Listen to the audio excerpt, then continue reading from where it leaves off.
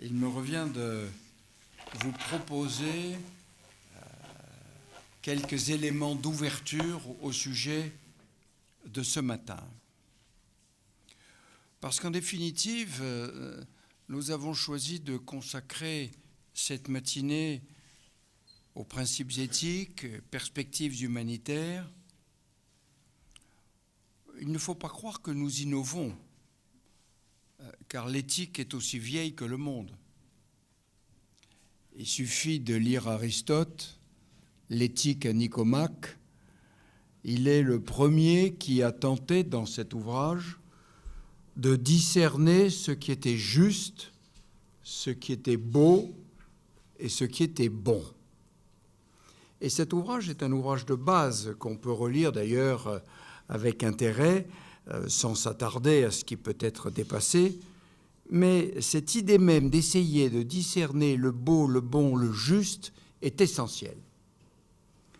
Et puis l'éthique a subi une très très longue période d'évanescence, dans la mesure où finalement l'opinion publique s'en remettait d'une part à l'Église et d'autre part au souverain pour décider ce qui était bon, ce qui était beau et ce qui était juste. Et il n'y avait donc pas besoin de se référer à l'éthique. Le beau, le bon, le juste venait de Dieu et du souverain. Et l'Occident, le monde, ont connu la Deuxième Guerre mondiale. Le monde a découvert les atrocités nazies, les camps de concentration, la Shoah. Et une question s'est imposée. Mais quelle est donc l'humanité de l'homme pour que des hommes aient ainsi traité d'autres hommes?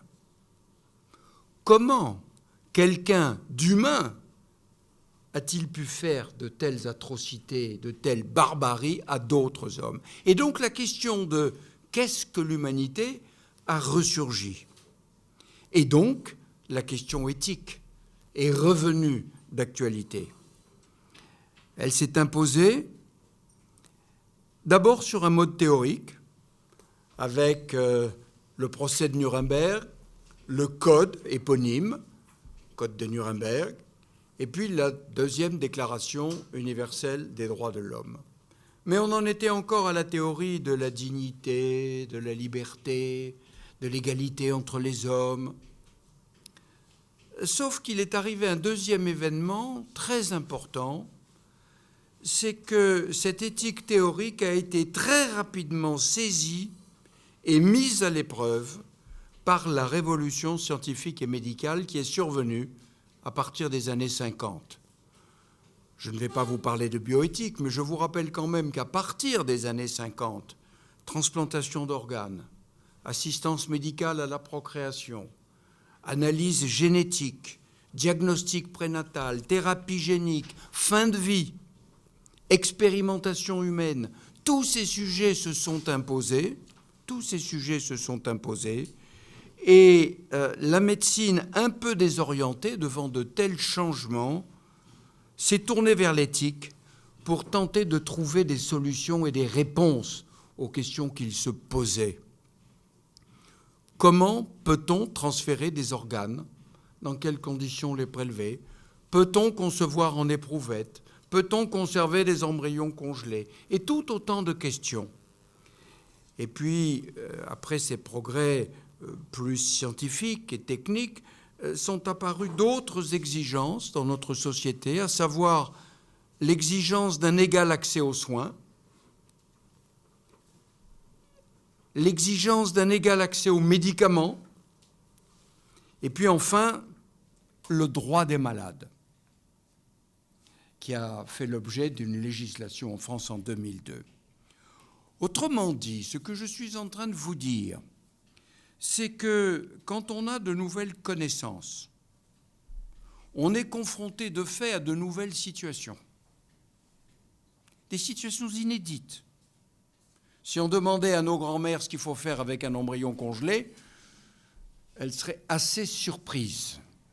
Donc, des situations inédites. Et devant ces situations, il faut faire des choix. Comment me comporter? Quelle attitude vais-je adopter?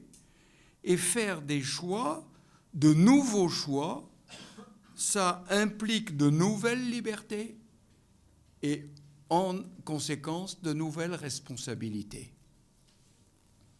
Eh bien, sur ce raisonnement linéaire, nouvelles connaissances, nouvelles situations, nouveaux choix, nouvelles libertés, nouvelles responsabilités, ce qui est important, c'est l'étape du choix.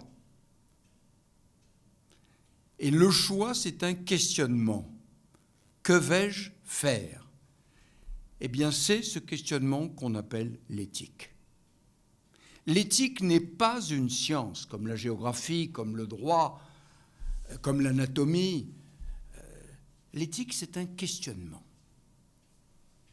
qui s'impose dans des conditions inhabituelles. Mais ce questionnement, il a une particularité, c'est qu'il est d'abord individuel.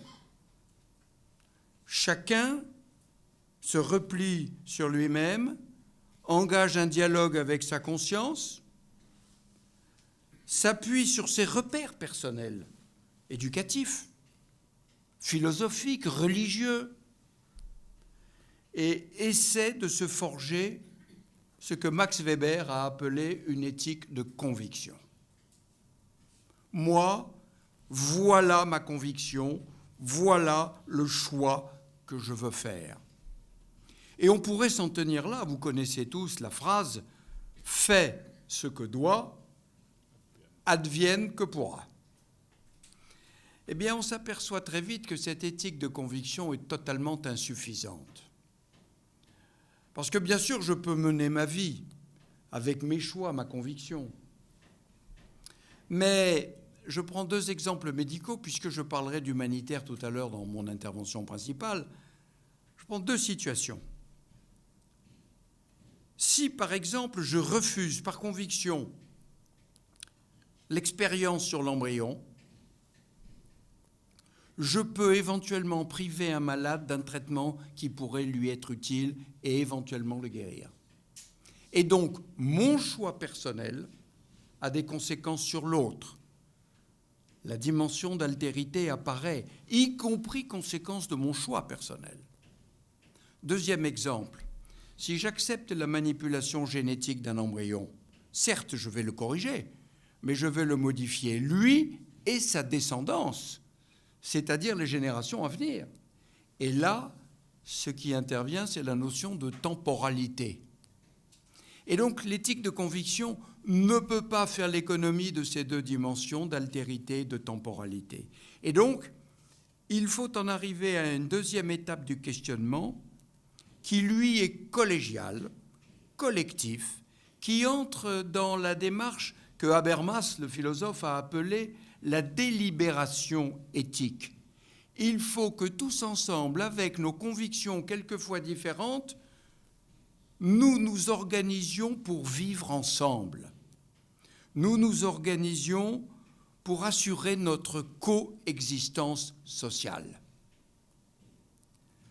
Alors on comprend que l'éthique devient une référence essentielle dès lors qu'il y a des changements. Je vous l'ai dit, nouvelle situation et donc questionnement.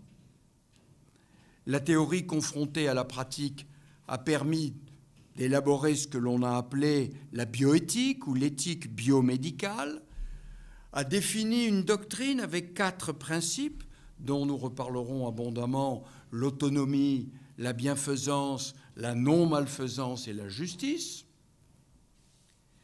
Et au fil du temps, cette délibération éthique et dans sa méthode, ces principes comme référence, comme repère,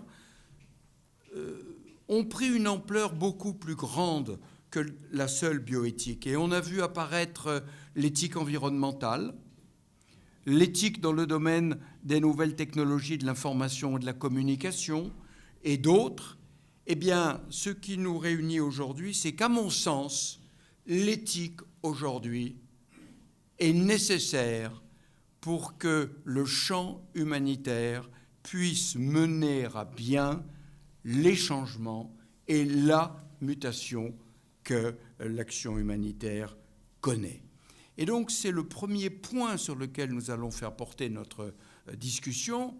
Est-ce que l'éthique qui s'impose aujourd'hui dès qu'on parle d'humanité et donc d'humanitaire, est-ce que cette éthique qui a fait la preuve de son utilité dans le champ médical, est-ce qu'elle doit rester enfermée dans le champ médical ou au contraire, est-ce qu'on peut l'exporter et l'appliquer au champ humanitaire pour répondre aux questions qui se posent? Et enfin, naturellement, et c'est pour ça que nous avons choisi d'aborder le sujet à Dakar, cette éthique d'origine occidentale, est-ce qu'elle peut être appliquée en Afrique aussi? Autrement dit, cette éthique occidentale, nous allons la mettre à l'épreuve de l'universalisme. Comment est-ce que vous, Africains, et vous êtes différents dans différentes cultures africaines, il ne faut pas globaliser, eh bien, comment est-ce que vous concevez ces principes d'autonomie, de bienfaisance, de non-malfaisance et de justice? Car naturellement, nous ne pourrons aborder le problème de l'éthique dans le cadre de l'action humanitaire que si nous avons répondu à toutes ces questions. Voilà les quelques mots, Monsieur le modérateur, Monsieur le Président Diallo, quelques mots d'introduction générale que je voulais faire pour expliquer pourquoi je m'acharne d'une certaine manière à tenter d'introduire l'éthique dans la démarche humanitaire d'aujourd'hui.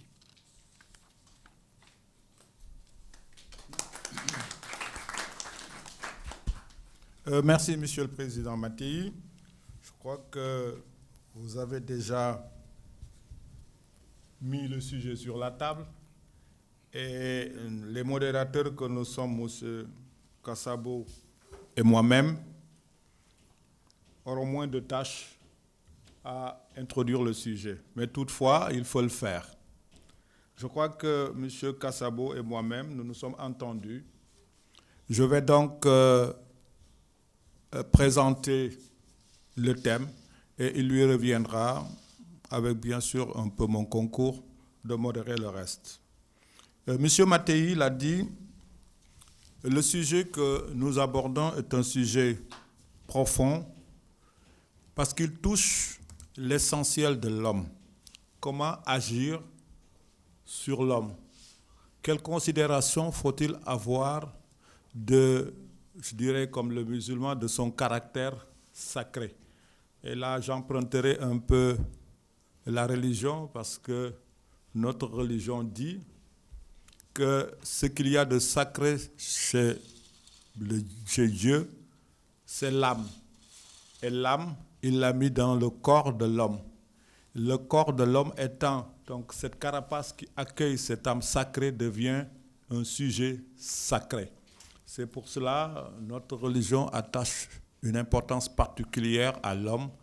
Et en parler aujourd'hui est très intéressant. Si on prend au-delà de l'humanitaire avec les catastrophes dans beaucoup de pays musulmans, peut encore amener de l'importance à la réflexion. Alors donc cette question de l'homme, de respect, peut-être on pourrait dire éthique, déontologie, code de conduite, autant de mots qui essayent de voir quel sens, quel contenu donner à cela. Mais au-delà des contenus, il y a peut-être l'aspect pratique. Monsieur Mattei en a parlé, la question individuelle de l'éthique. Mais nous parlons d'organisation humanitaire, donc il y a un caractère plus collectif. Parce que nous agissons ensemble.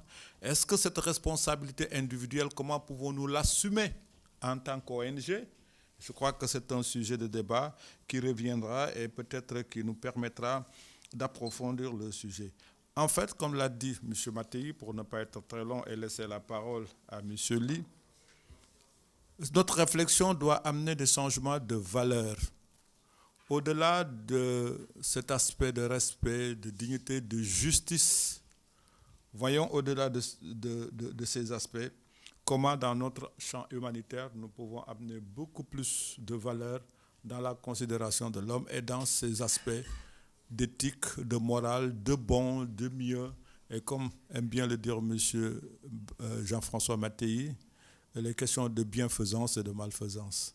Alors, M. Ly, c'est l'honneur, donc, au nom de mon collègue, M. Casabo, de vous laisser la parole. Merci, M. le Président. C'est un plaisir et un honneur pour moi d'être invité à ce séminaire de la Croix-Rouge. Et je voudrais profiter avant pour remercier les organisateurs, le professeur Jean-François Mattei, M. Diallo de la Croix-Rouge. On a eu des séances de travail quelques mois avant avec le recteur pour voir comment nous allons nous impliquer dans cette organisation. Et avec le doyen Mamadou Badji, qui était là hier, nous avons essayé de tracer les contours un peu de ce que nous faisons depuis hier et aujourd'hui. Donc, merci de m'avoir invité, professeur, et je suis très heureux, pas seulement en tant qu'universitaire, mais en tant que directeur de laboratoire, de manière plus précise, laboratoire de droit de l'environnement et de la santé à l'UQAD. Hier, nous avons eu la chance d'écouter de manière agréable et fructueuse le professeur Fall, sociologue, et je le taquinais en sortant en disant que les sociologues ont l'habitude d'avoir la capacité de traiter de toutes les questions, aussi bien juridiques, sociales, même biologiques.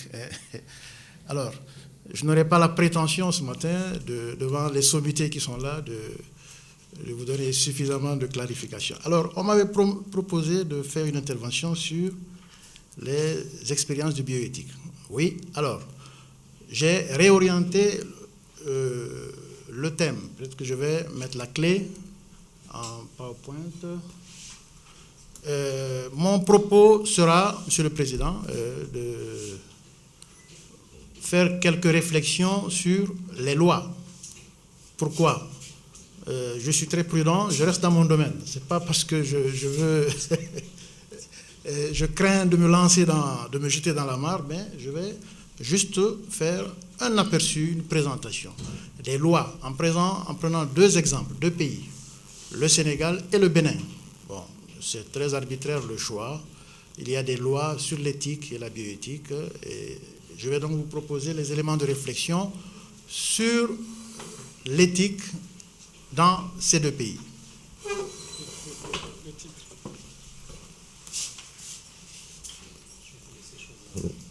Alors.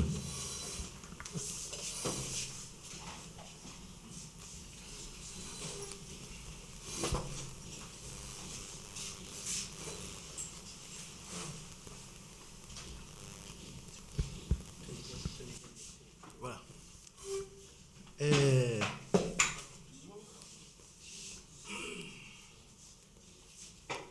Alors, dans ce laboratoire de droit de l'environnement, nous avons deux masters. Un master de droit de l'environnement, un master qui aborde l'ensemble des questions de droit de l'environnement, mais un autre master de biosécurité et de santé publique. Alors, nous avons l'appui de certains collègues de la faculté de médecine et nous avons eu le concours et la participation tout au début de M. Charles Becker, que vous connaissez bien dans ce domaine, et qui continue à assurer l'appui dans le cadre de l'encadrement des mémoires. Alors, principalement, ce sera l'objet de ma présentation. Alors, des éléments de réflexion sur le Sénégal et le Bénin. Et ces éléments de réflexion seront principalement axés sur les aspects institutionnels, on le sait. Tout à l'heure, probablement, sous le contrôle scientifique de M. Jean-François Mattei, on va y revenir sur les aspects plus techniques et plus détaillés. Et il faut présenter ces cadres institutionnels et juridiques, mais en même temps, présenter leurs insuffisances. Et c'est cette expérience-là que je me suis proposé de faire ici pour montrer qu'il y a de l'existant. Et là, je reprends au passage ce que M. Mattei disait tout à l'heure. Il a posé une question très intéressante. Est-ce qu'on peut appliquer l'éthique à l'Afrique, hein? Et tout à l'heure, M. Diallo répondait en mettant l'accent sur la religion. C'est vrai, c'est une question, c'est un positionnement, c'est des interrogations.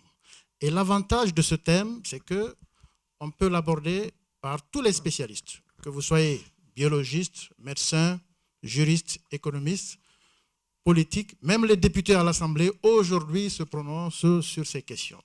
Alors, il y a un avantage, c'est que l'approche est large, mais malheureusement l'inconvénient, on aboutit quelquefois à des déclarations un peu erronées, un peu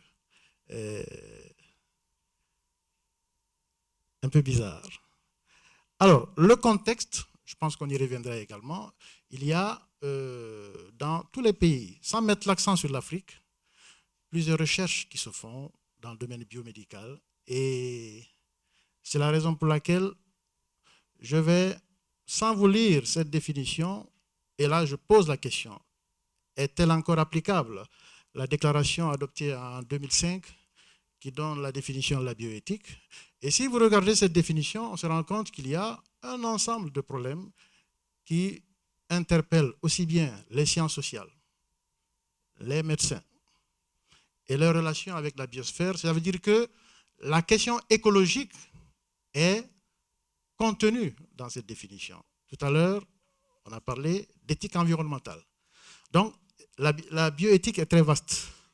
Mais ce que nous allons voir dans cette présentation, c'est un peu les cadres juridiques. Alors, prenons le cas du Sénégal, le premier pays que j'ai choisi. Tout part de la Constitution. Les dispositions juridiques permettent de faire une liaison avec les aspects éthiques, sanitaires et biologiques. L'article 1er, par exemple, l'article 7, dit que le caractère sacré de la personne humaine est consacré et l'État a l'obligation de la respecter. Alors, ce caractère sacré, ça ramène à la liberté religieuse, ça ramène au droit à la vie, mais également, ça ramène, pour ce qui nous concerne, à la possibilité de se prononcer et de répondre aux questionnements soulevés tout à l'heure sur l'éthique. Donc, c'est vraiment extrêmement important à ce niveau. Et il y a tout un ensemble de législations et de textes qui ont été votés. Alors, on a, ce que tout le monde sait, le Comité national d'éthique pour la recherche en santé. Cet organe existe. Hier, j'ai vu ma collègue Madame Touré, j'espère qu'elle sera là ce matin, et qui est membre de ce comité. Probablement, elle va nous éclairer sur plusieurs aspects de fonctionnement dans le cadre de cet organe. Et cette institution a subi un long processus de mutation. Et on a un arrêté du 2 mars qui crée deux instances. Une instance scientifique, une autre éthique. Mais il y aura des modifications pour fusionner à partir de 2004 en une seule instance. Alors, c'est cette loi de 2009, en son article 40, et qui permet la consécration de cet organe en lui dotant une personnalité juridique. Vous savez, en droit, quand vous avez la personnalité juridique, ça vous permet d'agir et ça vous permet d'être titulaire de droits et d'obligations.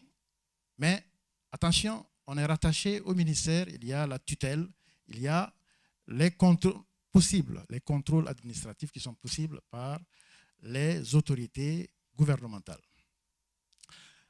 À cette disposition s'ajoute ce qu'on appelle les données à caractère personnel. Voilà. La protection des données à caractère personnel. Ces données peuvent être biologiques et c'est très important. C'est la raison pour laquelle au Sénégal, ce texte existe, mais on a limité, on a contrôlé l'accès à ces données pour des raisons de protection de la vie privée et pour des raisons de préservation de la culture et je dirais même de l'éthique. Donc c'est des éléments extrêmement importants et qui sont, après la Constitution, la loi, on vient à un ancien décret de 1967 qui est toujours en vigueur. Et pourquoi il faut rappeler ce décret? C'est parce que c'est le code de déontologie médicale. Le respect de la vie privée, la personne humaine constitue en toutes circonstances un devoir primordial. Donc, le lien est à faire entre le code de déontologie médicale et la protection des données à caractère personnel. Ça veut dire qu'une personne qui n'a pas gain de cause devant un tribunal ou une instance en invoquant la loi sur les données à caractère personnel, elle peut obtenir gain de cause à partir du code de déontologie. Mais il faut faire attention, le code de déontologie, c'est un décret. Ce n'est pas une loi. Donc, il y a des exceptions. Tout à l'heure, j'en parlais avec mon voisin, M. Si. L'exception qui ne peut être soulevée que devant le tribunal lorsqu'il y a des prétentions à faire valoir. Alors, pour le Bénin, c'est pratiquement la même chose. Et j'ai parcouru les dispositions législatives. On a une loi très intéressante et qui est pratiquement, ou en tout cas à quelques exceptions près, la même que celle qui est adoptée au Sénégal. C'est la loi du 8 décembre 2010, portant un code d'éthique et de déontologie pour la recherche en santé. Et là aussi, on crée les organes. On crée des organes qui sont chargés de valider des recherches et des protocoles et les compétences des chercheurs. Là aussi, la tutelle du ministère de la Santé. Donc, il y a les créations par les textes, premier élément. La tutelle institutionnelle, second élément. Et le troisième élément, c'est qu'ils sont tous axés sur les questions de déontologie, d'éthique et de recherche. C'est la raison pour laquelle l'UNESCO a encouragé, et je pense que dans la littérature, ceux qui sont spécialistes le savent, la formation à travers le programme d'assistance au comité de bioéthique.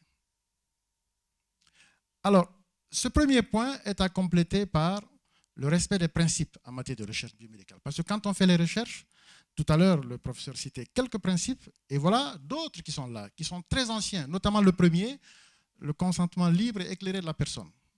On sait tous le code Nuremberg. Hein, au lendemain de la guerre, les nazis utilisaient avec des pratiques tout à fait injustifiées les corps des personnes pour faire des expériences. Donc, voilà des principes qui sont repris par les textes où on exige le respect de l'être humain, la dignité humaine.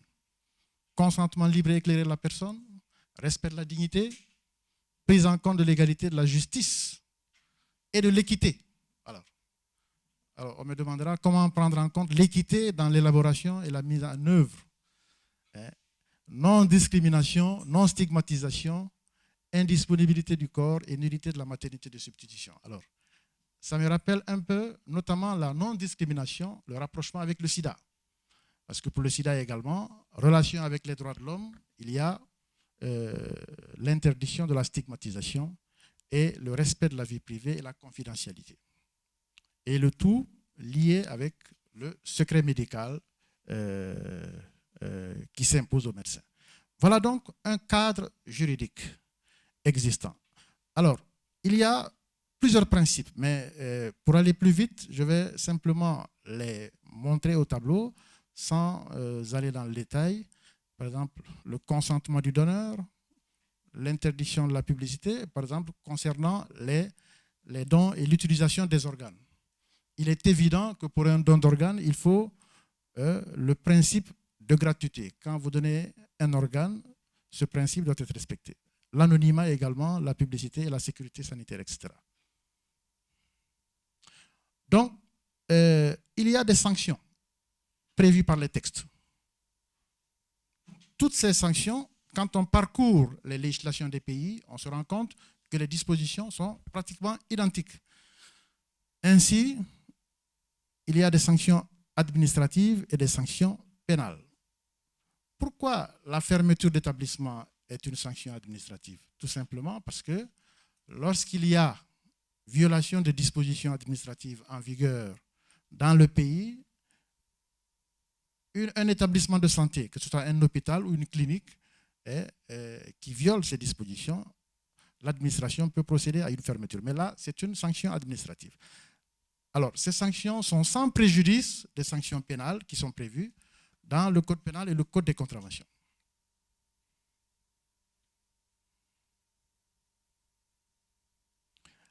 D'autres questions, comme l'assistance médicale à la procréation, prévue par la loi de 2005 sur la santé et la reproduction, là également, ça soulève un certain nombre de questions juridiques et éthiques. Donc, l'exercice était de montrer à travers les lois au Sénégal et au Bénin qu'il y a des dispositions concernant l'éthique.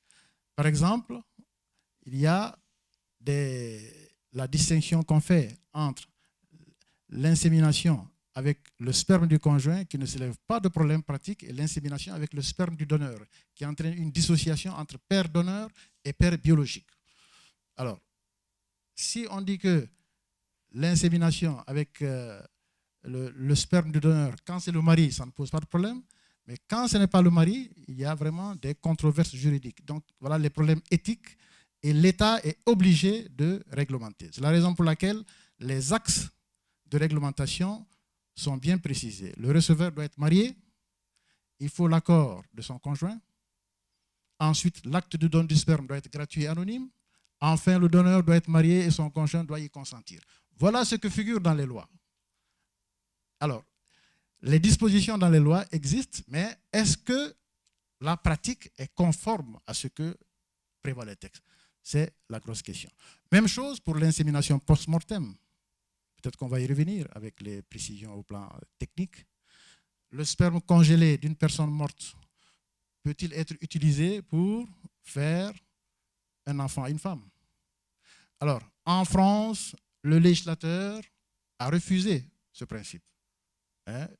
Par contre, le juge l'accepte. Il y a des décisions de jurisprudence. Et comme on sait qu'en droit, la jurisprudence est une source de droit, je pense que source de réglementation, il y a des observations à ce niveau qui permettent de contester et de s'élever contre une telle pratique.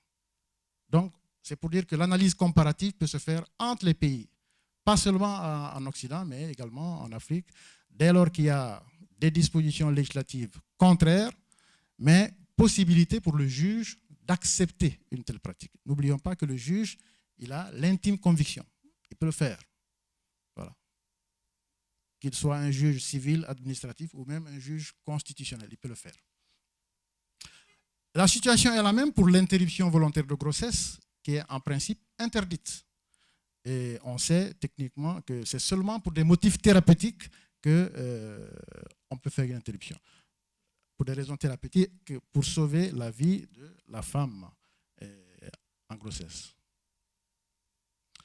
Alors, le Bénin a détaillé certains points, plus que le Sénégal, peut-être, en termes de comparaison législative, notamment l'article 6, dans le domaine de la recherche, qui indique certains éléments qu'on connaît.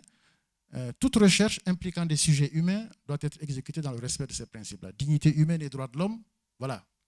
Voilà une piste donnée aux avocats et aux organisations de défense des droits de l'homme. Dès lors qu'on met dignité humaine et droits de l'homme, c'est souvent le principal argument que les organisations de défense des droits de l'homme mettent en avant pour s'insurger, attaquer et faire des négociations avec le pouvoir politique. Donc, confidentialité, anonymat, etc. Donc, ces principes sont prévus dans les dispositions. Voilà donc un peu, dans un premier axe, le parcours du cadrage. Vous voyez donc qu'il y a, et pour répondre à la question du professeur Maté, il y a suffisamment de matière au niveau des juristes pour prendre en compte les préoccupations d'éthique dans les lois. Mais, à notre avis, il y a des insuffisances dans ces cadres-là. Et comment, personnellement, je vois ces insuffisances, j'ai beaucoup lu les travaux de Charles Becker et je suis tout à fait d'accord avec lui quand il dit que les communautés scientifiques en Afrique sont très limitées. Et là, je mets l'accent sur les pays africains. Les moyens sont très limités, les équipements insuffisants pour effectuer les recherches. Les projets évalués par les comités d'éthique sont surtout ceux des projets subventionnés par des organismes extérieurs. Bon, il ne s'agit pas de s'enfermer en Afrique en disant qu'on ne veut pas de subventions extérieures, etc. Manque de soutien aux autorités, participation limitée des chercheurs au processus d'évaluation. Et ces éléments de déséquilibre permettent d'aller vers des recommandations. Et c'est la raison pour laquelle il serait judicieux que les organisations soient dotées de manière plus spécifique de moyens et de capacités d'action. Alors, ils doivent bénéficier d'une indépendance intellectuelle et pratique encore plus renforcée. Mais je ne veux pas dire que les comités d'éthique actuellement ne sont pas indépendants, loin de là. Je respecte tout à fait les points de vue donnés dans ces comités et je pense que c'est le rôle qui est attendu, c'est que ces comités puissent redéfinir les cadres légaux dans une perspective réaliste. Voilà. C'est-à-dire, et là je fais la jonction avec l'environnement, il faut invoquer le principe de précaution comme responsabilité éthique et norme légale. Alors, le principe de précaution, il est surtout connu dans le domaine environnemental, mais il est bien possible de l'invoquer dans le domaine médical. Et comment reprendre ces principes-là? Le doyen Jean Savatier, éminent professeur de droit, a dit qu'il revient aux juristes de prendre position. Comment les juristes peuvent prendre position?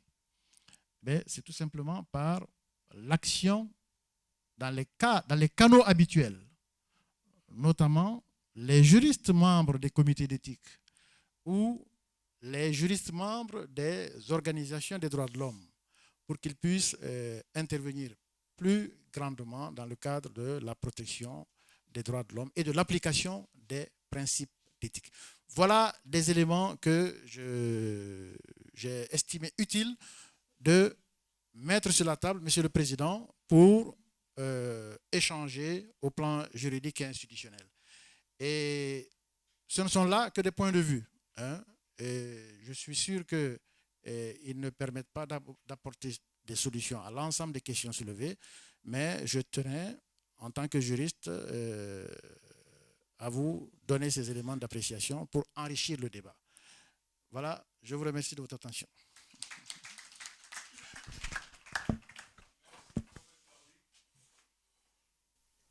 Je pense que vous avez déjà posé les bases qui vont permettre à M. Mattei de l'aborder sur le plan humanitaire. Simplement, permettez-moi quelques réflexions dans la démarche de M. Ly. D'abord, son choix de rigueur, d'avoir précisé qu'il va emprunter la démarche juridique, les approches juridiques pour aborder le sujet.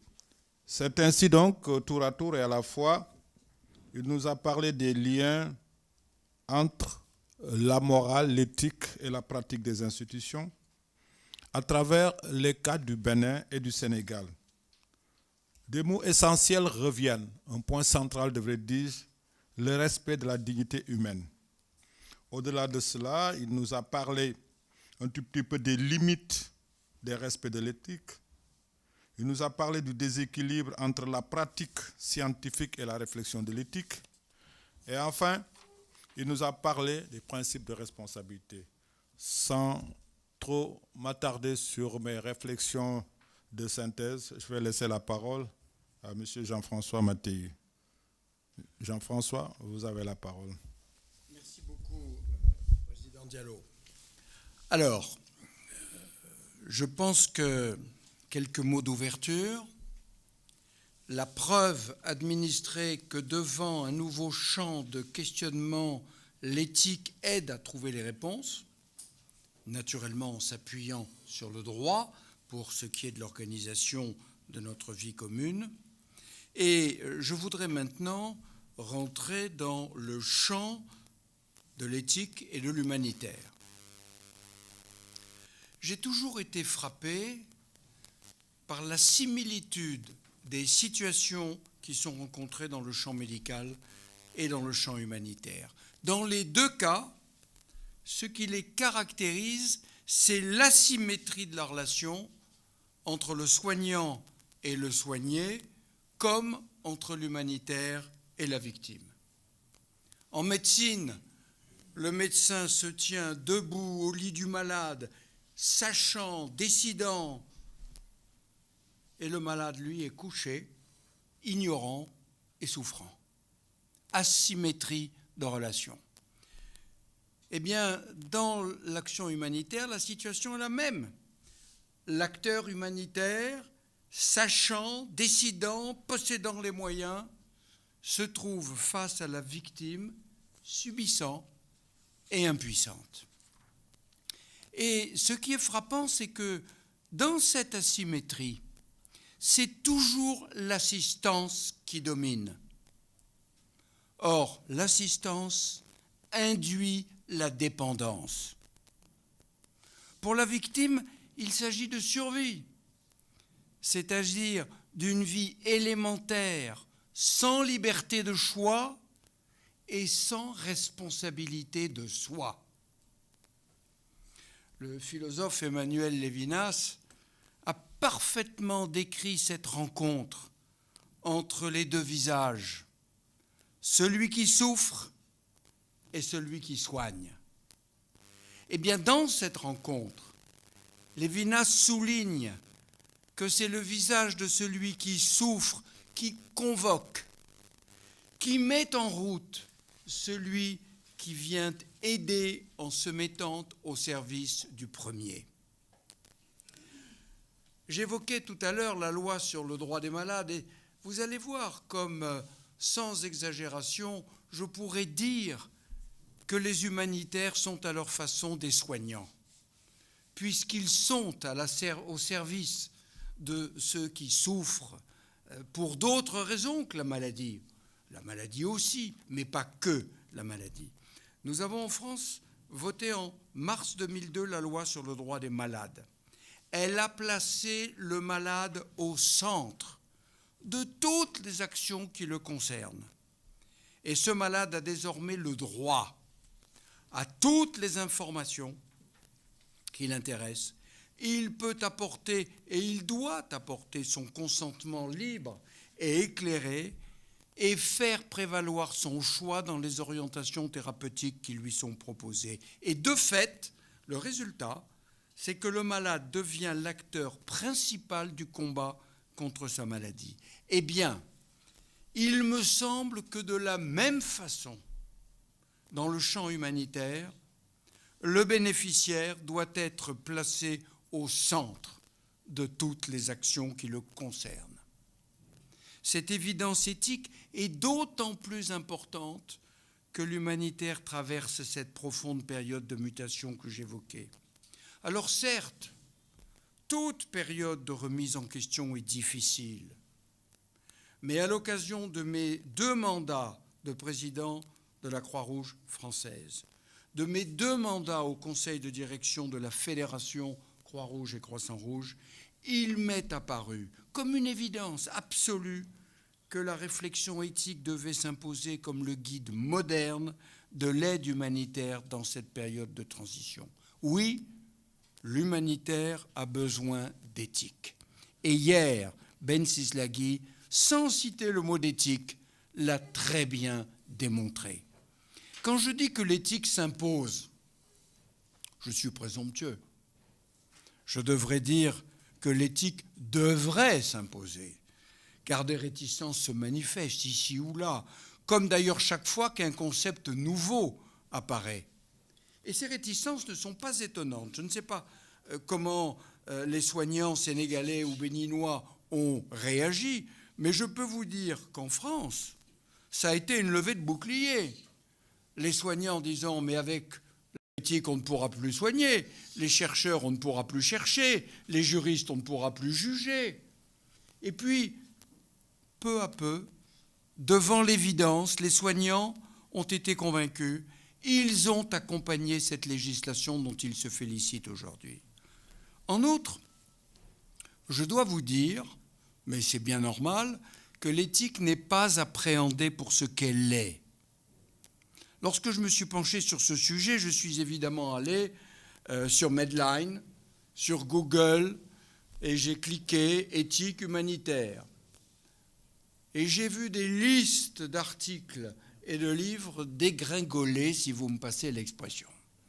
Alors j'en ai pris une dizaine pour tester, et je me suis rendu compte que la plupart de ces articles ne parlaient pas du tout d'éthique, et qu'ils opéraient en réalité une profonde confusion entre éthique et morale, entre éthique et déontologie, et entre éthique et principes humanitaires. Or, et je voudrais rapidement, mais on a un peu de temps ce matin, vous le montrer, la morale et l'éthique interviennent à des niveaux qui sont totalement différents. Il est des cas dans la vie où l'on perçoit que la conduite à tenir s'impose sans hésitation sous forme d'impératif inconditionnel. Ne pas tuer, ne pas exercer de violence, ne pas abuser d'un mineur, ne pas exploiter une personne vulnérable. C'est la morale. Par exemple, l'interdit du viol. Il a été souligné et démontré par les manifestations massives en Inde après le viol d'une jeune femme dans un autobus. Il n'y avait pas besoin d'interrogation éthique pour savoir si c'était bien ou si ça ne l'était pas. En somme, la morale s'impose d'elle-même. Elle ne se discute pas. La question de la morale est précisément celle-ci, et si tout le monde en faisait autant. Ce que traduit l'expression d'Emmanuel Kant, est-ce que la maxime de mon action est universalisable? C'est pourquoi je pense que la morale a vraiment quelque chose d'inconditionnel. Et pour dire les choses un peu différemment, je pourrais dire que, d'une certaine façon, la morale apporte la solution avant que se pose la question, alors que l'éthique, confrontée à une question, s'efforce de trouver la meilleure solution. Ce sont donc deux démarches qui sont totalement différentes et qu'on ne peut pas confondre. Le deuxième malentendu, il vient essentiellement de la confusion entre les principes éthiques et les principes humanitaires, que sont les principes que vous connaissez tous: humanité, neutralité, impartialité, indépendance. Mais réfléchissez un instant sur ce que sont ces principes humanitaires. À qui s'adressent-ils? Ils s'adressent pour l'essentiel aux acteurs de l'humanitaire. Chacun des acteurs de l'humanitaire peut dire en conscience: je suis humain, je suis neutre, je suis impartial, je suis indépendant. Mais ce sont des principes de conduite qui ne s'adressent pas du tout aux victimes, aux bénéficiaires. On ne peut évidemment pas assurer que la victime est empreinte d'humanité, qu'elle est neutre, qu'elle est indépendante, qu'elle est impartiale. On n'en sait rien. Et même lorsqu'il s'agit d'humanitaire en période de conflit, dans zone de conflit, on sait bien qu'elle n'est pas neutre et qu'elle n'est pas impartiale. Elle appartient à l'un des deux camps. Et donc les principes humanitaires s'adressent à l'acteur. Et pourtant, c'est la victime qui doit être au centre des décisions.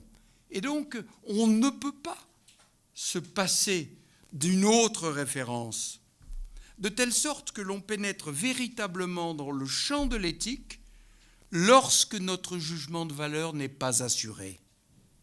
Devant des situations concrètes nouvelles, comme je le disais tout à l'heure, il faut se mettre autour d'une table et discuter du dilemme qui se pose, car la solution ne s'impose pas d'évidence.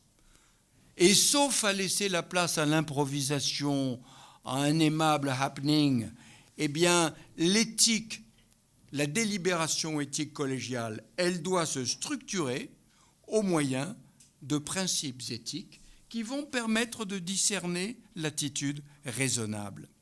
Et pour achever de vous convaincre, en tout cas je l'espère, pas plus que la médecine ne peut se contenter des principes hippocratiques, ne peut se contenter de son code de déontologie pour aborder les dilemmes éthiques que vous évoquiez tout à l'heure, professeur Lee. L'action humanitaire ne peut s'en tenir à ses principes fondateurs pour satisfaire la réflexion éthique qui s'impose avant le choix d'une action en direction d'une personne. Ce n'est pas de l'intérieur de chacun que jaillit l'exigence éthique, mais d'autrui, de celui qui interpelle, qui met en demeure, qui oblige.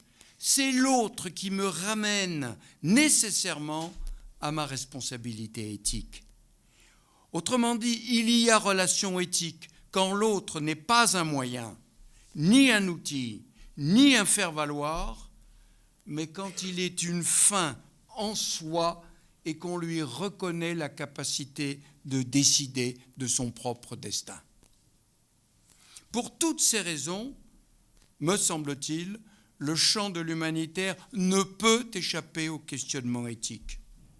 Par exemple, au cœur d'une intervention humanitaire, si par conviction personnelle, je décide de privilégier la dénonciation publique de la politique du pouvoir en place au prix de mon expulsion du pays, je sais que je ne pourrai plus accéder aux victimes qui ont pourtant besoin de mon aide. Mon choix a donc des conséquences sur ces personnes en souffrance. Si inversement, je pourrais d'ailleurs là faire le rappel à la notion d'altérité.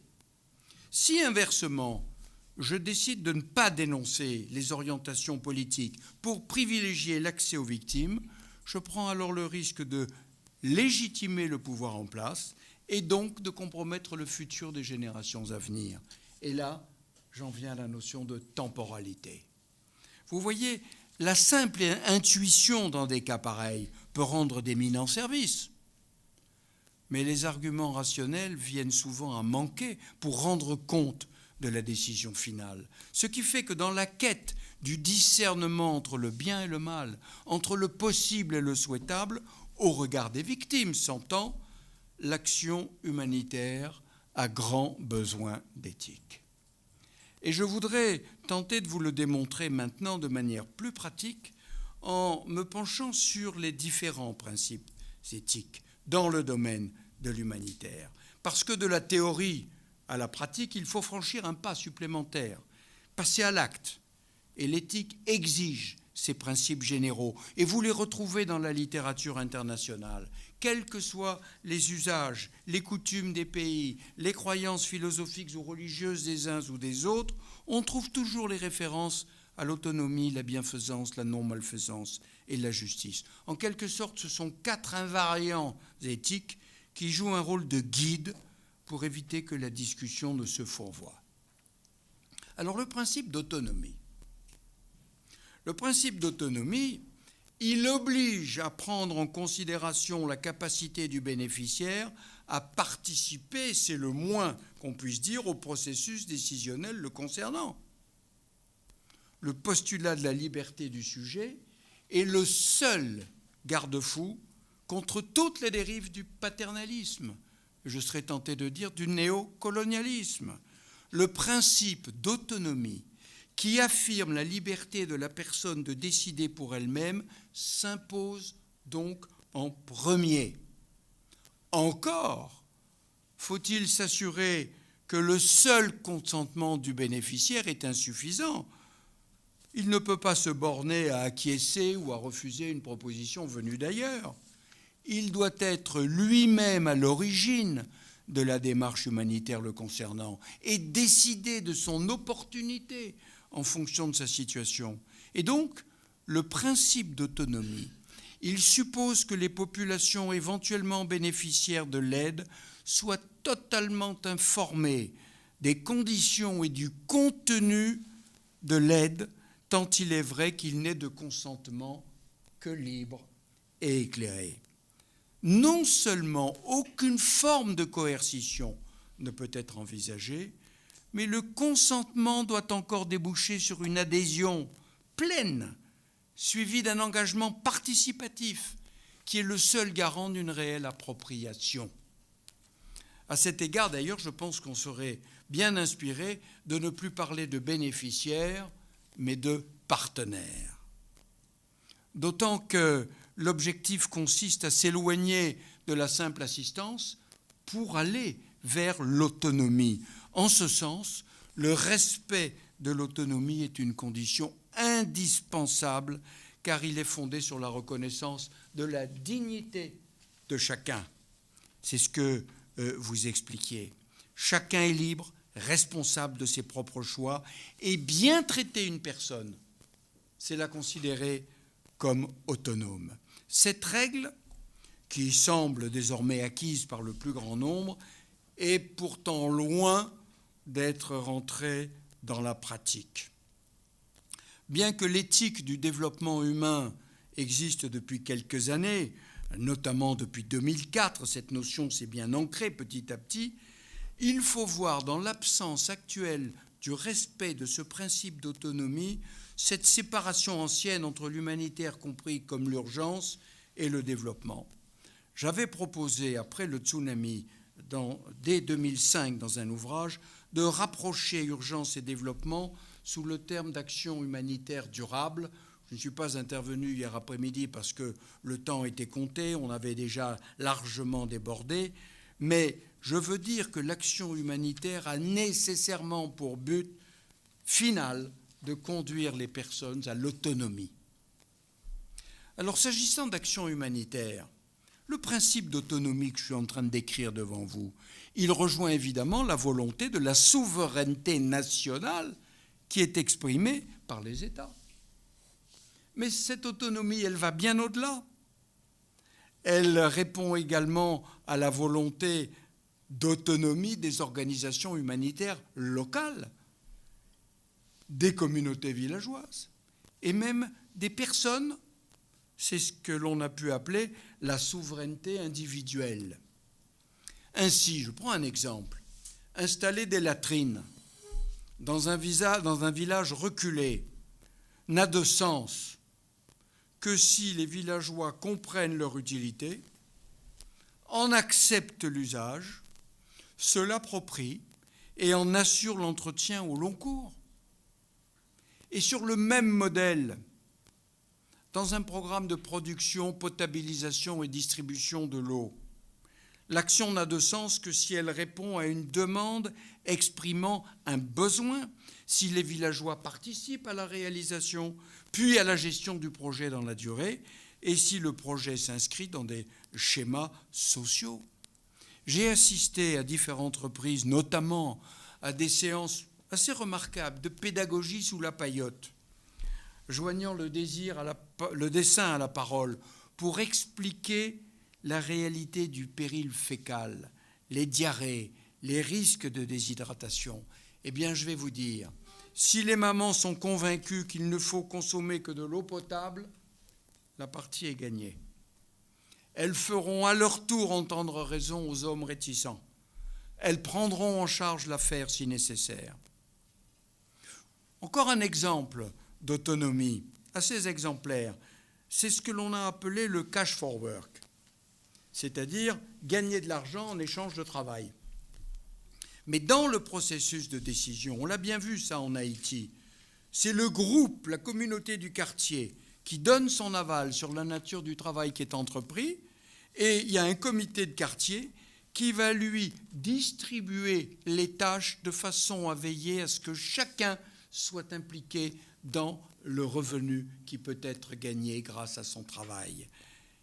Et je voudrais vous citer encore un autre exemple.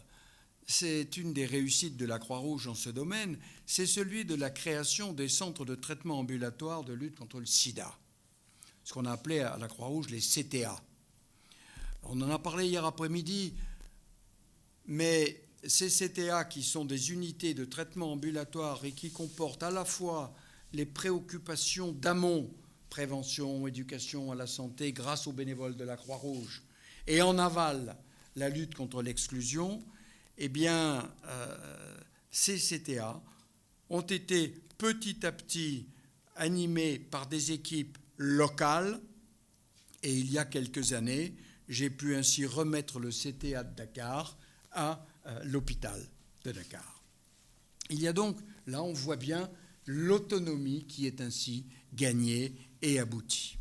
Il y a donc déjà, dans les choix stratégiques humanitaires, une évolution des conduites dont il faut se réjouir, et un certain nombre, je m'en rends compte régulièrement et depuis hier encore, il y a un certain nombre d'équipes qui font déjà de l'éthique sans le savoir, comme M. Jourdain faisait de la prose sans le savoir. C'est-à-dire que l'éthique est à l'œuvre sans qu'on sache exactement que c'est de l'éthique. Et je trouve que c'est dommage, parce qu'on se prive de l'apport organisé du questionnement et de la délibération. Et on se prive de ce langage commun qui permettrait de forger l'unité de l'action humanitaire moderne. Donc, c'était le principe d'autonomie. Principe de bienfaisance. En lui-même, le principe de bienfaisance, il enjoint toujours de se soucier d'accomplir un bien en faveur d'autrui. Hier, je me permets de le dire parce que hier on a déjà parlé de scoutisme, mais j'ai été scout et on avait la mission tous les jours de faire une bonne action. On appelait ça une BA. Mais si vous faites traverser la rue à une vieille dame qui n'a pas envie de traverser, ce n'est pas une bonne action. Vous ne lui faites pas du bien, à l'évidence.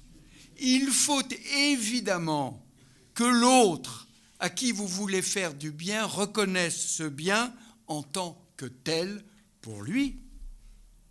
Il est essentiel que le bien visé soit en même temps le sien, ce qui oblige à distinguer le bien tel que le conçoit l'acteur de l'humanitaire et que l'appréhende, la façon dont l'appréhende la personne aidée.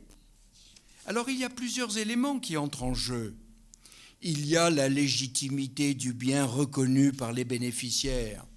C'est une condition essentielle, mais je vais vous citer l'exemple que certains connaissent déjà sans doute, l'expérience de Veolia au Bangladesh, qui a consisté à produire et à vendre à très bas coût de l'eau épurée de l'arsenic dans le cadre d'une économie sociale et solidaire pour éviter aux populations d'être intoxiquées, car l'eau à cet endroit-là était spontanément arseniquée, naturellement arseniquée, et entraînait 80% d'arsénicose dans la population.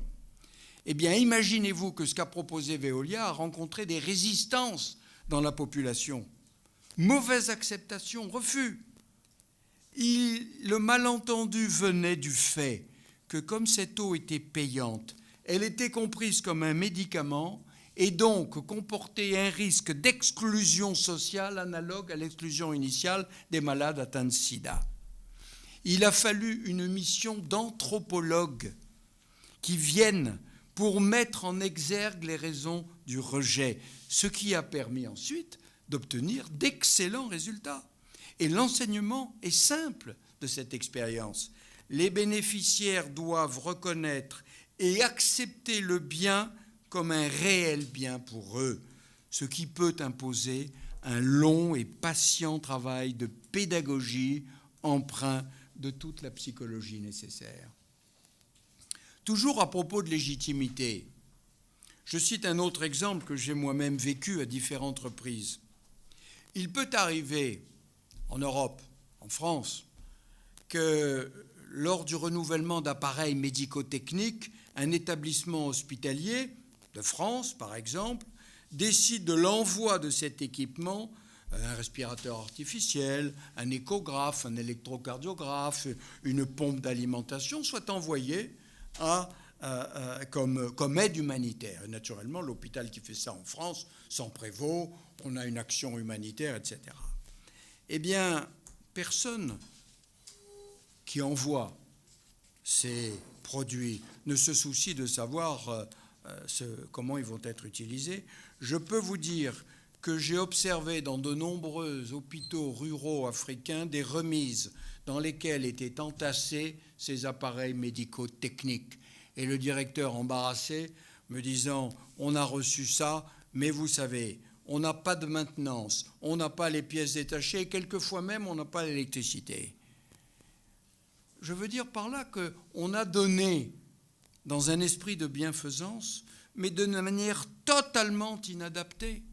Et loin d'aider, il a souligné ce don, un fossé technologique entre les uns et les autres. Et aux antipodes du but poursuivi, une telle action peut même provoquer un sentiment d'infériorité, altérer l'estime de soi chez celui qui reçoit. Tout simplement parce que celui qui reçoit ne peut pas éviter de se poser la question « mais ces donateurs savent-ils qui je suis ? Ont-ils bien conscience des besoins qui sont les miens ?»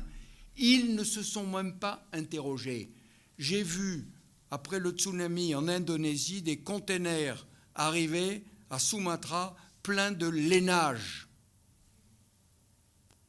40 degrés de température moyenne. méconnaissance totale des besoins de la population. Eh bien, ça n'est pas faire du bien. Nombre de prétendus bienfaiteurs déploient souvent une énergie considérable, animés de très bonnes intentions, mais sans se soucier de l'attente et des besoins de l'autre. Ça ne peut pas relever de la bienfaisance. Troisième principe, c'est la non-malfaisance.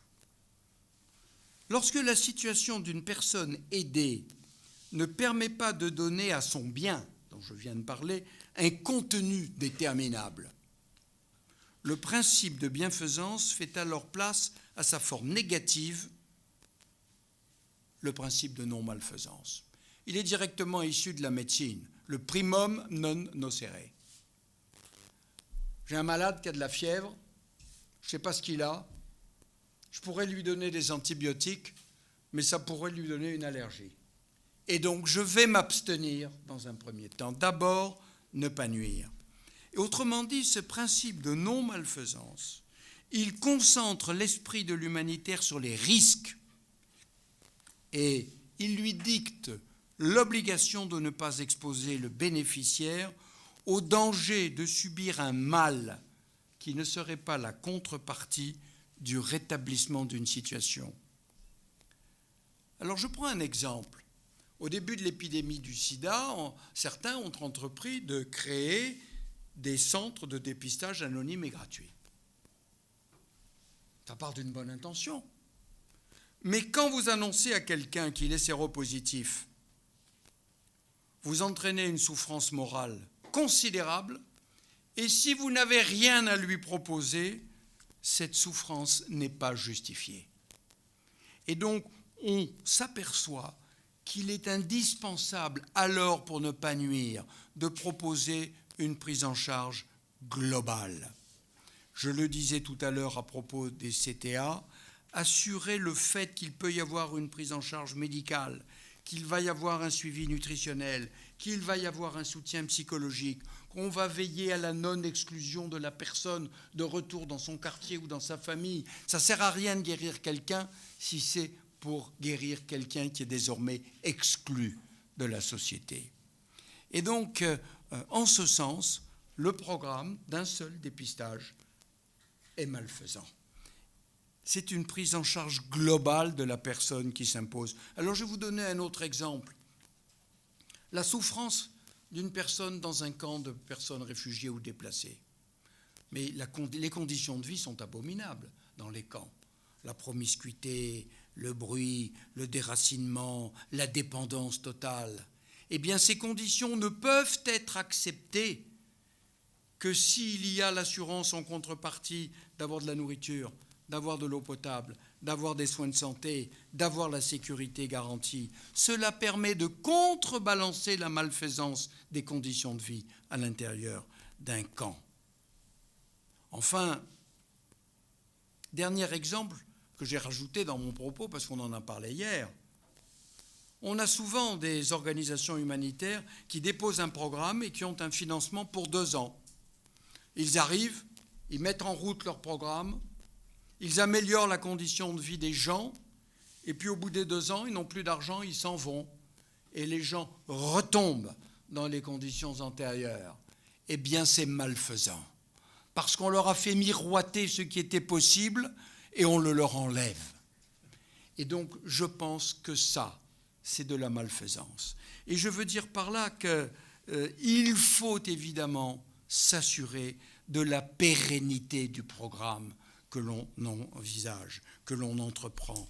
Il y a une véritable source de malfaisance et, à mon avis, la permanence de l'action devrait figurer parmi les conditions préalables à toute action humanitaire. Alors, avant de vouloir faire du bien, essayons de ne pas faire de mal. La préoccupation humanitaire la plus immédiate est de ne pas détériorer la situation dans laquelle se trouvent les personnes, non-malfaisance, et la visée dernière de la démarche humanitaire est de rétablir les personnes dans leur plein usage de leur liberté et donc de leur autonomie. C'est la bientraitance. Alors évidemment, et on va y revenir, je pense, dans la discussion, cela implique de bien comprendre l'environnement, la culture, l'histoire de ceux qu'on veut aider, sans quoi l'action humanitaire risque de déstabiliser plutôt que de rassurer. Cela rappelle combien il serait utile de travailler davantage, on l'a dit hier, je le répète, j'en suis convaincu, avec des anthropologues, avec des sociologues, avec des philosophes, avec des juristes, de façon à ce que les opérationnels ne soient pas dans leur bulle d'action, mais puissent bénéficier de la réflexion plus théorique, c'est vrai, des sciences humaines et sociales. C'est un des buts du fond de la Croix-Rouge française. C'est de créer ces passerelles entre les opérationnels, les gens de terrain, qui souvent, le nez dans le guidon, n'ont pas le temps d'entreprendre de longues réflexions, et d'autre part les académiques, dans leurs laboratoires, dans leurs chaires, dans leurs instituts de recherche, qui n'ont pas la connaissance suffisante de la pratique du terrain. Il faut les marier, leur apprendre à discuter entre eux, parce qu'ils sont dans cette alliance gagnant-gagnant.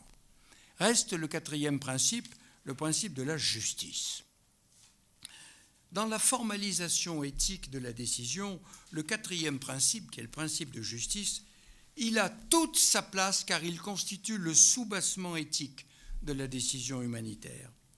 Alors il pourrait donner lieu à de longs développements, ce n'est pas le lieu, parce qu'en réalité le principe de justice est omniprésent dans la quête de bonheur.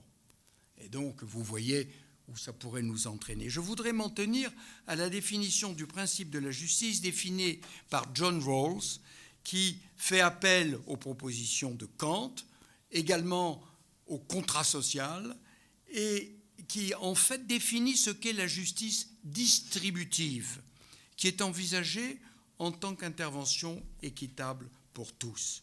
Alors il ne s'agit pas de commenter les droits de l'homme, vous en avez en partie parlé, ni même de l'égalité des chances, mais de montrer comment ce principe éthique trouve son application pratique.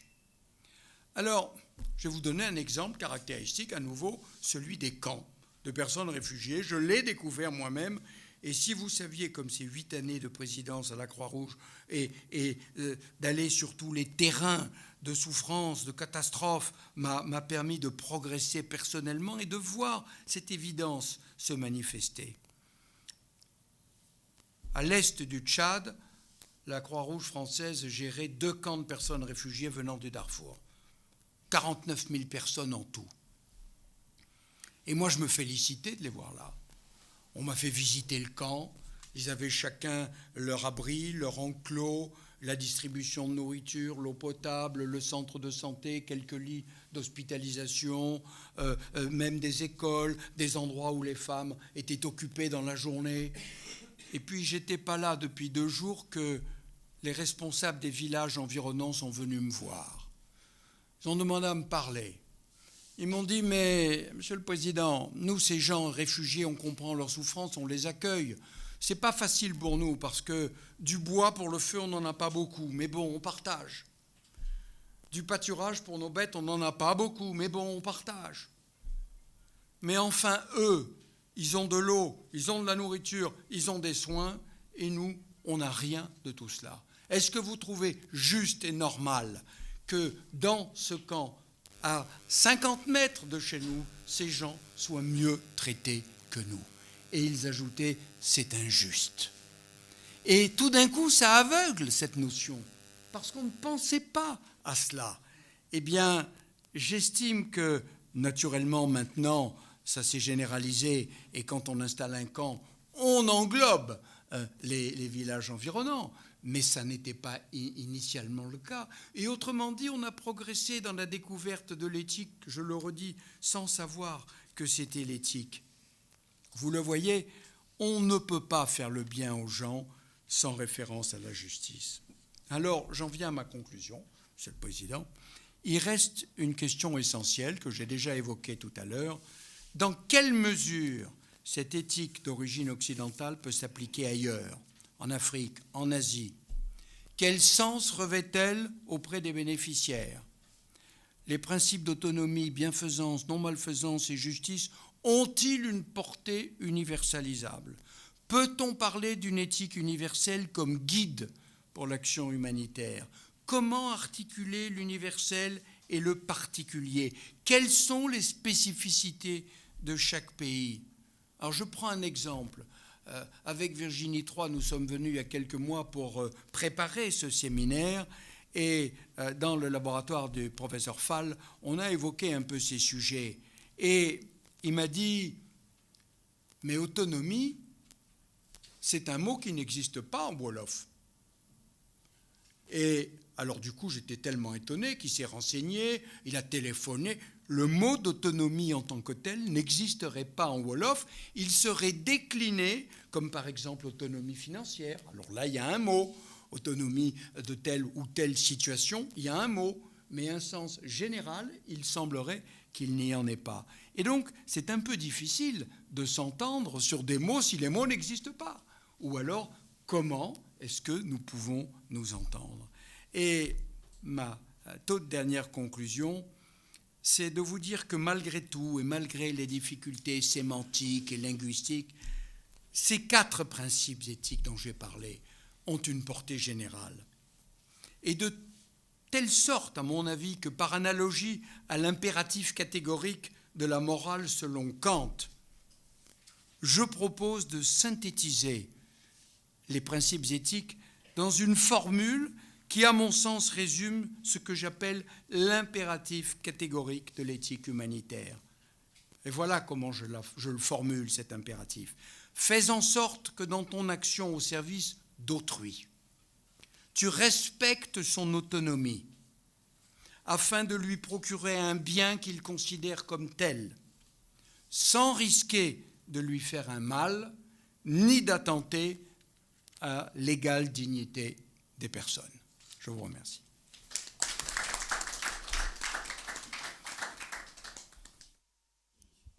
Merci Jean-François. Je crois que la moisson a été abondante. En témoigne l'écoute. On n'entendrait même pas voler une mouche. Jean-François, vous avez été généreux dans la réflexion et dans la profondeur. Avant de donner la parole à mon ami Kassabou, je voudrais en venir à un concept que j'ai vécu personnellement, le principe de malfaisance. C'était dans une opération d'assistance aux réfugiés libériens et sierra-léonais. Nous étions en Guinée forestière. Avec le programme alimentaire, nous avions programmé tous les 3 mois de distribuer du riz, de l'huile, etc. Mais le PAM, en tenant compte de l'orientation du gouvernement guinéen, avait proposé de distribuer de l'huile de palme à la place de l'huile végétale. Alors, quand le bruit a couru, nous étions déjà informés que les réfugiés n'en voulaient pas. Mais on a tenu compte des directives du gouvernement. On a installé les camps de distribution, les entrepôts étaient remplis. On est venu. Et au moment de la distribution, toute la population est sortie. Nous ne voulons pas de l'huile de palme. Pourquoi? Parce que ça venait de la zone de Charles Taylor et ce serait empoisonné. On a beau négocier, l'intention du gouvernement était bonne. C'était de favoriser la production locale. Alors, de négociation en négociation, impossible. Nous n'en voulons pas, nous n'en voulons pas. Et finalement, on a été obligé d'enlever l'huile de palme et de donner de l'huile végétale. Et c'était vraiment un cri de victoire. On a gagné, on a gagné. Vous voyez combien il faut tenir compte des besoins des populations. L'huile de palme entrait naturellement dans leur alimentation. Mais, parce qu'il y avait des contingences extérieures, c'était devenu malfaisant pour eux. Voyez-vous la notion de bien, vouloir faire du bien, et nous nous sommes confrontés à un problème de malfaisance qui nous a conduit à des dépenses supplémentaires, à redéployer des équipes et à changer. Alors, M. Mattei vous l'a montré, et je pense que nous avons là de la matière, nous, ONG, à avoir cette position d'assistant et d'assistant, de donateur et de bénéficiaire. Même au niveau des organisations, ça se voit. Et vous avez chez nous, il y a l'adage, la main qui donne est-elle au-dessus de celle qui reçoit? une réflexion toute africaine qui peut nous permettre de voir au travers ces 4 principes de justice, de bienfaisance, de malfaisance et d'autonomie, comment pouvons-nous, Africains, dans notre contexte, apporter notre contribution. Monsieur Casabo, je vous laisse la parole. À vous la direction des opérations. Maintenant, je baisse les armes. Merci, Monsieur le Président Diallo.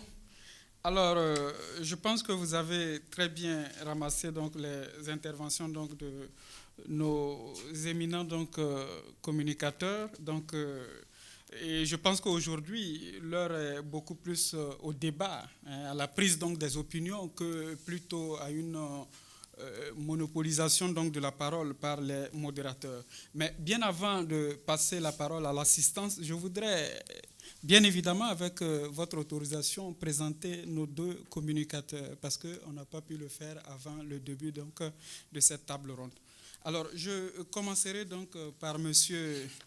Ly Ibrahim. Il faut dire que M. Ly est le directeur donc, du laboratoire d'études et de recherche en politique et droit de l'environnement et de la santé de l'université donc, Cheikh Anta Diop.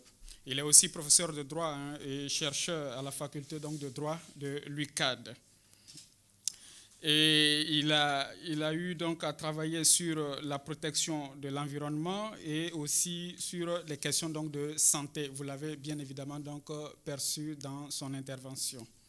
Alors, le second intervenant, le président Maté, il a été médecin, sinon il est médecin de formation. Il a également été enseignant-chercheur. Mais il a surtout été ancien président de la Croix-Rouge française.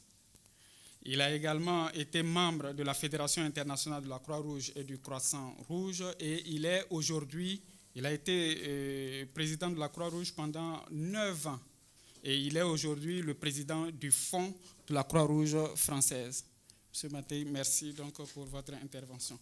Alors, comme je le disais tantôt, il s'agit pour nous donc de plancher donc sur la question de l'éthique. Il est vrai que hier, nous avons planché sur la question de la transition humanitaire, mais que serait cette transition humanitaire-là sans l'éthique?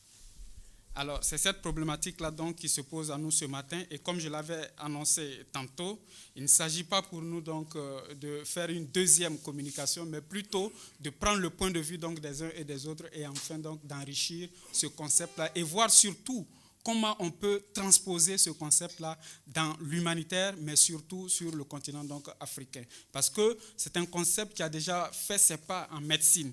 C'est un concept également donc, qui est en train de faire ses pas en Europe. Mais comment le transposer donc en Afrique, telle est la question fondamentale. Et j'ajouterais que, est-ce qu'au regard donc des différentes interventions, le cadre juridique est là. Cela a été donc présenté, il y a un cadre juridique. Comment on pourrait améliorer donc ce cadre juridique qui s'applique dans le domaine de la santé au domaine humanitaire? Il y a également que l'action humanitaire est déjà présente sur le terrain dans l'environnement donc africain. Comment également on peut prendre en compte donc dans le cadre de ces interventions-là la question donc de l'éthique? Et je dirais, est-ce qu'au regard de l'intervention donc de M. Mattei, est-ce qu'on peut faire le bonheur de quelqu'un malgré lui? Je pense que non. Alors, il faut recadrer donc les choses, il faut aller donc dans le sens de l'éthique. Et je voudrais donc sur ce passer la parole donc à l'assistance. Je vous remercie.